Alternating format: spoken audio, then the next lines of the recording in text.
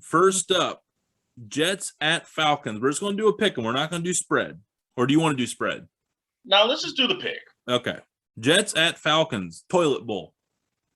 I wouldn't call it the toilet bowl because Jacksonville still haven't won a game. This game is in London. I believe it's in Wembley. Both teams are 1-3. Both teams are 1-3. Yes. So definitely not the toilet bowl.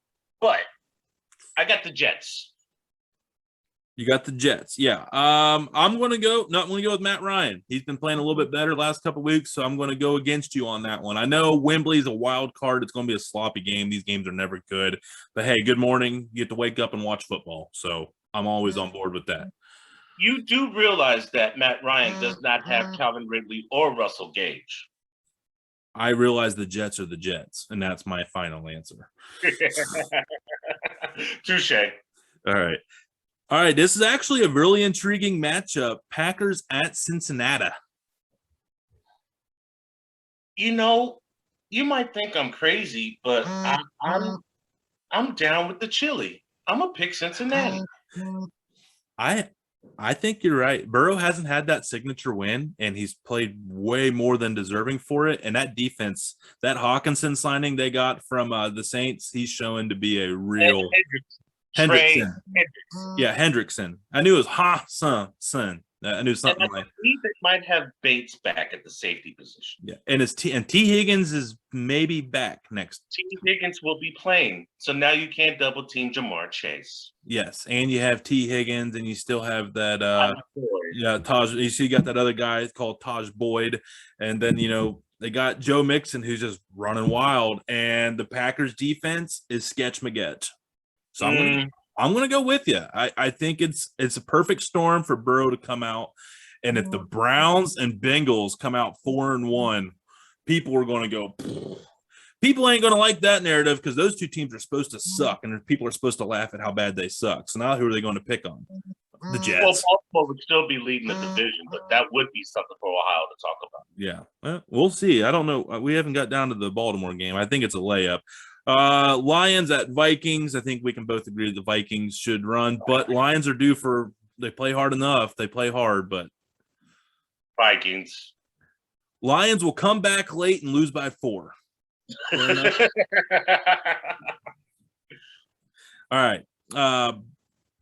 Broncos at the Steelers. Interesting matchup. This is an interesting matchup. Okay, Teddy Two Gloves is going to be starting. However, he just got out of concussion protocol.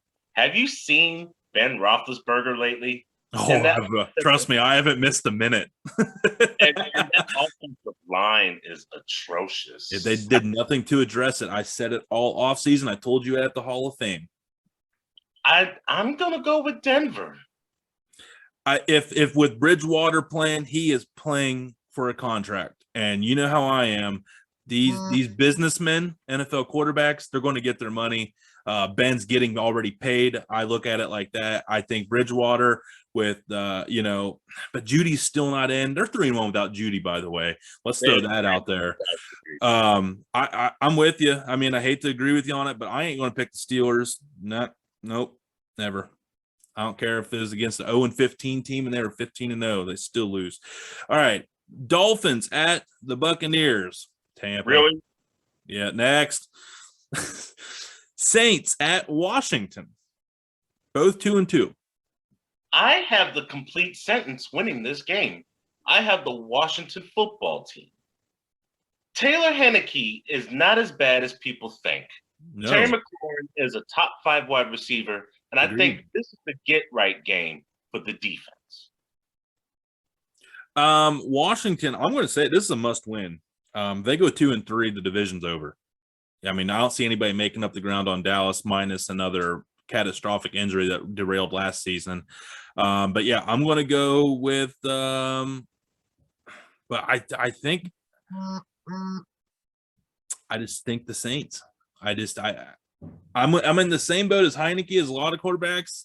He showed me he can, but I need to see it over a longer, consistent basis. But I will say Chase Young got shut out last week. I saw something where he got owned by the left tackle, that Slater out of Northwestern, and he's got his ears pinned back for this one. But I'm gonna go to New Orleans. All right, Eagles at the Carolina Panthers. I don't know. Have you seen Carolina's secondary lately? I know they has added a nice piece, but this week they ain't got much.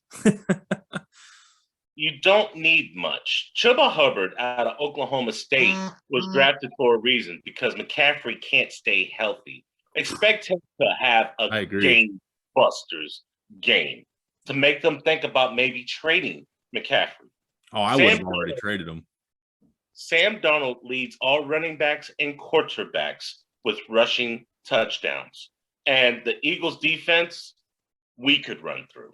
This is Carolina easily. I will say the Carolina secondary is banged up against a talented offensive threat like Jalen Hurts. And I do think Carolina has overplayed I think they're overachieving still. Obviously the addition of Gilmore is going to dramatically bolster that defense and might change things going down the stretch here in a couple of weeks. I definitely don't like the spread at Carolina -3. I'm going to go with the Eagles. Eagles going to be the upset tomorrow. Really? I feel stupid for saying it, but I have a hunch. Sometimes you go with the gut. Okay. I mean, you can dog me on this next week. You can dog me on it. I'm fine with that. All right, we got the Tennessee Titans at Jacksonville Jaguars. Will the Jaguars rally around? Lap dance having, showboat flying. Urban, I love the chop house, Meyer. Are they going to rally around the wagon, or is Tennessee going to figure it out after a very disappointing 2-2 start? And I don't know if Julio Jones is out. AJ Brown will be playing. AJ Brown will be playing. Julio's out, which I think is a good thing. He is not fitting in up there at this moment. I am a Jaguars press box reporter, and I think it's awfully disgusting and embarrassing when your head coach, who's married, by the way, decides to do what he did with a 24-year-old female that's probably just got out of college, looking to be an Instagram or TikTok model. It doesn't show that you're a leader of men when you do as I say, not as I do. But then again, you're an Ohioan. You know exactly what I'm talking about. This isn't new behavior to you. And it shouldn't be new behavior to the Jacksonville Jaguars because he had some questionable things done while he was the head coach of the Florida Gators. Yeah, that's still coming to light. Derrick Henry, the last 5 games against the Jacksonville Jaguars, has had 104 rushing attempts with a total of 740 yards rushing and 9 touchdowns. The last time I was in the press box to watch the Tennessee Titans, December 13th, 2020, he had 215 rushing yards and 2 touchdowns and sat out the 4th quarter. Tennessee Titans in a rout. Yeah, this has much respect to your press box friends up there that have to cover this season after last season. At least I'm sure there's plenty of food up there in the concierge room. There's not a lot of press, but I'm going to go ahead and I'm going to agree with you on that one. I think everything you said, again, I hate to agree, but I can't go against anything you said. I already feel dumb enough for the Philly pick. I sure as heck ain't going to make back-to-back. All right, Patriots at Texans. I'm going to go with New England getting back on the winning track on my end real quick. I think Texans are so bad, and they miraculously got a win, which might be the only win they get all year. Patriots win, but Texans put up a fight. I agree with that. This has 17-13 written all over it. Doesn't it? Like a boring game that ends on luckily it'll end quickly, so that's good. Yeah, I'm going to go on that one. Then next we got Bears Raiders at Vegas. In the Death Star. That's the difference. In the Death Star. Vegas is still licking their wounds after the way the Chargers manhandled that defensive line. And the way Bosa's comments came through with Derek Carr, he's trying to get some RESPECT entering Khalil Mack, who was traded to Chicago from the Raiders. And I don't give a damn about what a coach says 10 years ago to an NFL PA director in DeMaurice Smith. We are too sensitive nowadays. I've met John Gruden. What he said was flat out dumb. Absolutely. He is not a racist. Look for a W to erase some of the nonsense. Yes, I agree. I think Derek Carr earning the RESPECT is the story of his whole career and probably will be. Derek Carr has been, I think he's the most disrespected quarterback in the league. I mean, I think Baker gets a lot of disrespect, but Derek Carr's been getting disrespect for years and years and years. And I just think it's that David Carr left. I mean, David Carr was such a bust that it even helped hurt baby brother. That's what I think. But yeah, I want to go with you. The Raiders win. Browns at Chargers. We already are on that. I'm going to go with the Browns. I think you're taking the Chargers. Yeah. All right. And then I got after I get that win and gain that point on you, we're going to go Giants, Cowboys. The New York Giants at the Dallas Cowboys. Yeah, I mean, Dallas, right? Giants. Ooh. Okay, let's go back in some history. When Eli Manning was the starting quarterback of the New York Giants, he had more W's in Texas Stadium than Tony Romo did. Now, let's flash back not too long ago. Dallas Cowboys won the game that they lost Dak Prescott to when he broke his ankle. But the Giants won the last game of the season. Daniel Jones got right with 402 yards against the Saints, whose secondary is better than the Cowboys. Saquon Barkley's healthy. He's running right. He did run good. Everybody expects the Cowboys to win, and that's exactly why I'm picking the Giants. I'll go with you. I mean, I'll go with your logic. I'm not going with your pick. I want to go with Dallas. Danny Dimes is, again, he is model of inconsistency. So if he just had a big game, I'm going to logically think he's having a bad game. And it's at Jerry World. But boy, that would make the NFC least. I mean, the East a different, very different. Right. No, I know exactly what I said. Yeah, it's that would make that conference very interesting, especially if Washington would win as well. And next thing you know, they're both tied at 3-2 in that division. Or Dallas could run away with the division and really put some space if Washington loses and they win. So definitely interesting couple games to watch in that division tomorrow. And then we got Arizona 4-0 hosting the 49ers without Jimmy Garoppolo, Trey Lance starting at quarterback. The line's only at 5.5.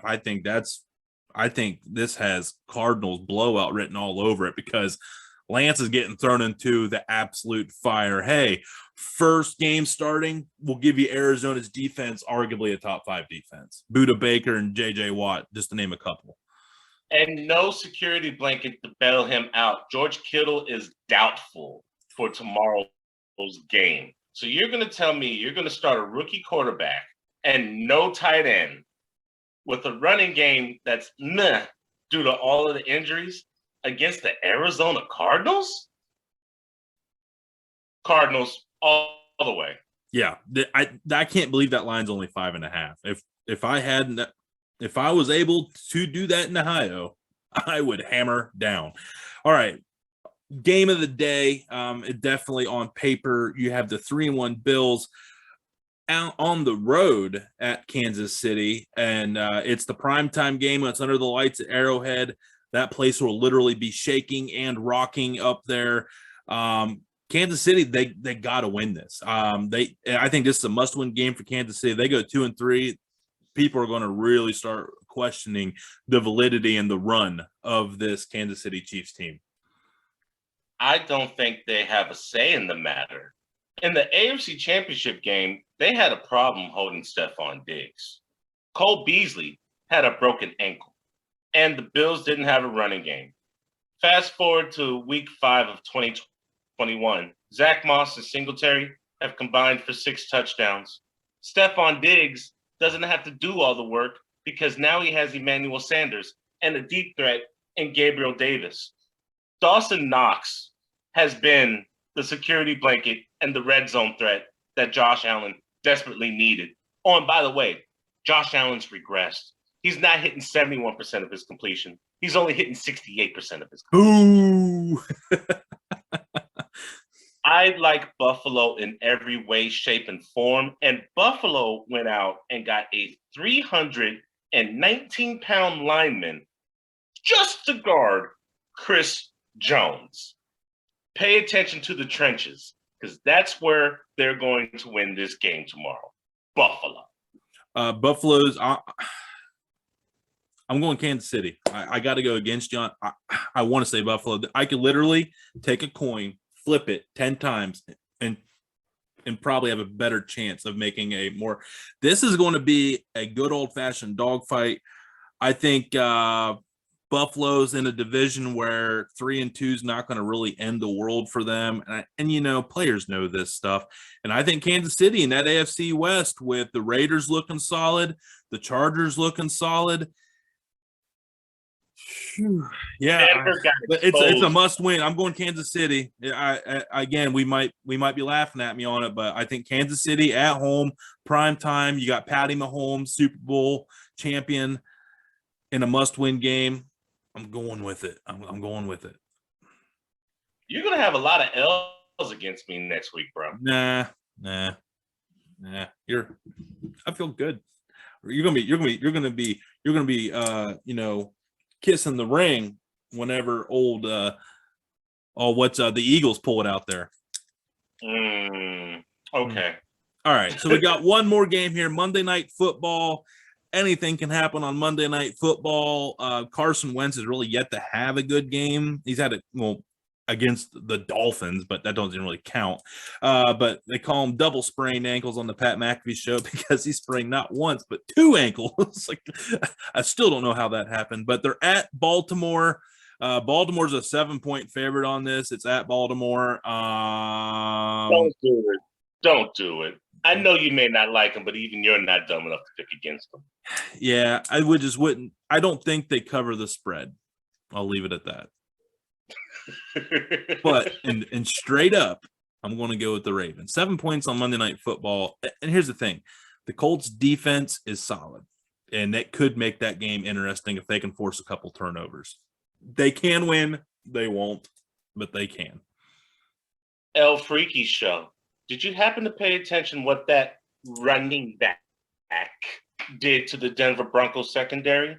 For God so loved the world that he gave his only begotten son, and whosoever shall believe in him shall not perish, but have everlasting life. I should say Lamar instead of John 3:16, because that's how many yards he had in the air. I'm glad this show's coming to. We're getting bad. It's getting bad. It's getting deep. We're comparing Lamar to John 3:16. No. Well, for 316 yards. He is, so I never hear anyone say that he's a running back ever again. I'm just saying, the Colts got their first win. Ravens, I think Lamar's due for a bad game. I don't see it happening at home, but I'm just saying, don't be shocked. I mean, you can be shocked, and I would probably be surprised as well, but you just never know on Monday Night Football, primetime football. I mean, that's Vegas's best friend, man. That's where the money gets made on prime time. But no, I think that's going to be some interest. I think that's going to be a lower scoring game than what people think. I don't think not one team hits 30 in that game. Wow. You can't be that much of a hater. No, I'm just saying, like 28 points, that's a touchdown a quarter. I think that's solid, right? Baltimore can have an offensive explosion. Rashad Bateman should be off of his IR COVID listing. And you have to think they still have Le'Veon Bell on the practice squad. They had not one, not two, but 3 running back injuries. And they're 3rd in the league in rushing. Come on. I'm just saying. Let's look here. I forget who Baltimore's even played. I think they played a bunch of bums. Yeah, lost to the Raiders. Squeak out against they beat the Chiefs, but Chiefs are also 2-2, and they are underperforming. So let's keep that. Oh, they beat the Lions on the last second. Justin Tucker miracle. Yeah, that proves that they want to get. Yeah, that's signature win there. And they beat a Broncos team without Lamar Jackson. Not Lamar Jackson. I'm sorry. Teddy Two Gloves, as you like to call him. And basically, just their defense just gave out there down the stretch because they were on the field the whole game. So out Teddy Bridgewater. Teddy Bridgewater played in the game. He got knocked out. Yep. Of the game. What happens if he stays in? I'm just saying it's not. You can't. They didn't. They were down 10. They didn't. They did it. Hey, Teddy Two Gloves can do anything. He's a magician. That's why he wears gloves. That's why it was knocked out. Magic man. Now you see him, now you don't. Drew Lock definitely wasn't magical. There's a reason they thought Teddy Bridgewater was better. Drew Lock, man, he could have been, but now he had his moment of glory. He got paid over it. So I will never feel bad for anybody that stayed in the NFL 5 years as a starting quarterback at once upon a time, because their bank account looks a hell of a lot better than ours. Amen to that. And on that note, Alex Fleming, again, writer of the Florida Sun, NSPN, WFO Radio Network, Buffalo, South Florida Tribune, 24 Flicks, NSPN, Sports Arena, A Football World. I don't know. Now he's on the Dude Network with Tony Lane of Dude Sports Sessions. So now you can add that to your resume. Alex, thank you so much for coming in. Let's keep this running, man. I think we got some good picks here. Let's circle back and see how they played out. You're the best. Thank you. If you'll have me back on the show next week, let's run it back. All right, let's do it. All right, man.